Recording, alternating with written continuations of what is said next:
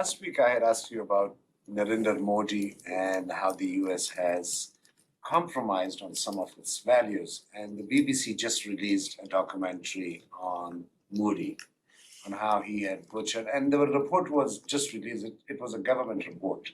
BBC just released it. It was made by a former secretary, in which he has even mentioned higher number of deaths, higher numbers of women raped. And it was just done right under the nose of Narendra Modi.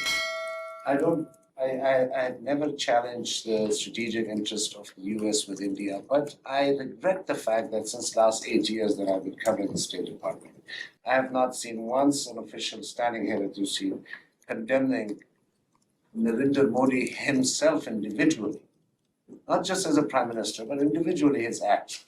And I'm sure the US officials were aware of it as well. I'm not aware of this documentary that you point to, but what I will say broadly is that there are a number of elements that undergird the global strategic partnership that we have with our Indian partners. There are close political ties, there are economic ties, there are exceptionally deep people-to-people ties between the United States and India. But one of those additional elements are the values that we share. The values that are common to American democracy and to Indian democracy. India, of course, is the world's largest democracy. It's a vibrant democracy, and again, we look to everything that ties us together, and we look to reinforce all of those elements that tie us together. So my godfather is an Indian as well, by the way. So I have all the respect for India. Don't get me wrong, anything.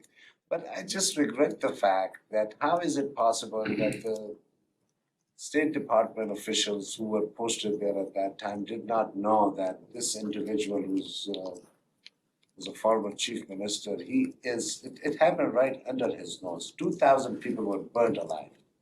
Again, I'm not familiar with the documentary you're referring to. I am very familiar with the shared values that connect the United States and India as two thriving, vibrant democracies.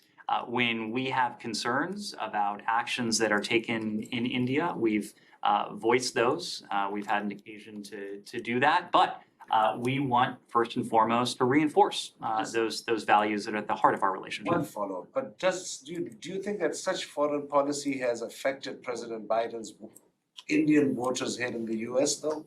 We don't think about it through those terms. I don't think about domestic politics, and neither does anyone in this building.